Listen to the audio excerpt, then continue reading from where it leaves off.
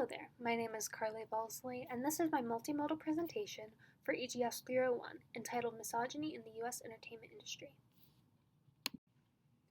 Complex problems are, complex, and to lessen the confusion, I want to start this presentation by defining my complex problem. As previously mentioned, I am discussing misogyny in the entertainment industry, but what exactly does that mean?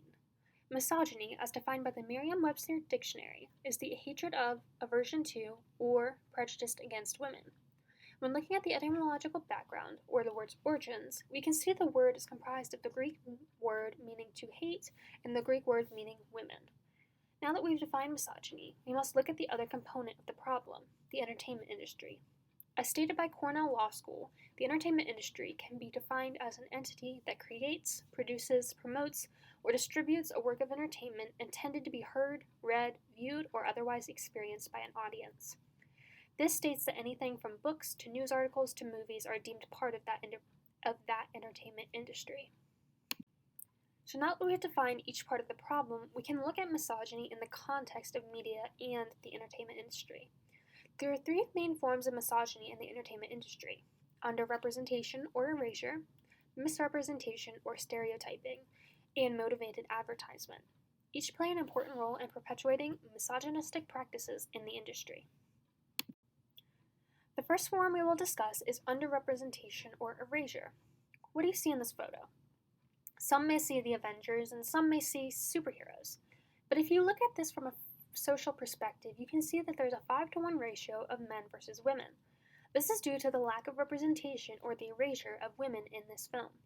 In addition, the woman in this film is heavily sexualized in comparison to her male counterparts, a conversation we will continue in the next few slides. Underrepresentation or erasure is a common practice, even in modern media. Presenter and social scientist Stacy Smith with TED Conferences stated some shocking data in her presentation. She stated that across 800 movies and over 35,000 speaking characters, less than a third of all roles goes to women and girls. When comparing to nearly half a century ago, Smith reported virtually no change in media representation. This is only speaking characters that have at least one word in a film. Think about protagonists.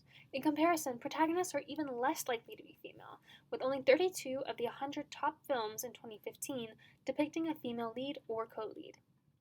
Of those 32 women, only 3 were from underrepresented ethnic or racial groups, and only 1 was over the age of 45. Similar to underrepresentation/erasure, misrepresentation or stereotyping is another form of misogyny in the entertainment industry. Misrepresentation and stereotyping is characterized by the use of gendered stereotypes in film. Gendered stereotypes in film are not new. From the ditzy blonde to the femme fatale, women are misrepresented frequently, shoved into a metaphorical box of what they are expected to be.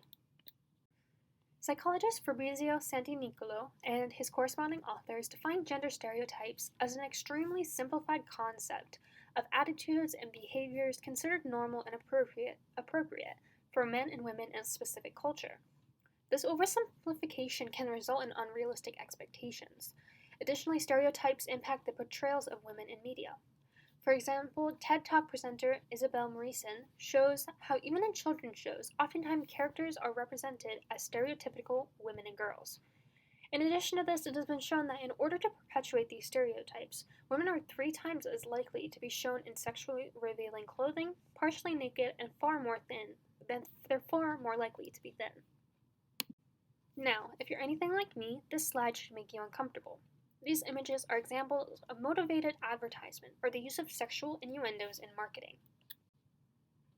Marketing is all about psychology, specifically about influencing human behavior.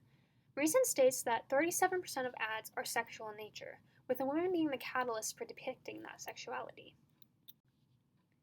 So now that I've presented this problem, how do we go about fixing it? There are 5 main solutions discussed in this presentation: the 50-50 project, just add 5 solution, an A-lister's equity clause, the director's Rooney rule, and consumer support. These solutions can be categorized into 2 separate categories: those for directors, producers, and actors, and those for consumers. For directors, producers, and actors, there are 4 main solutions proposed. First is the 50-50 project. The 50/50 Project is a project spearheaded by the BBC. This project aims to create gender parity in media representation.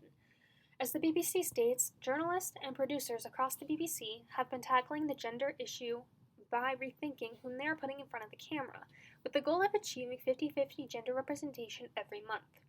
This solution shows promise, as in April 2019, 4% of the English language programs that had been involved in the 50/50 Project for a year or more reached over 50% female contributors on their shows. Another simple solution would be the Just Add 5 solution. This solution is as it sounds.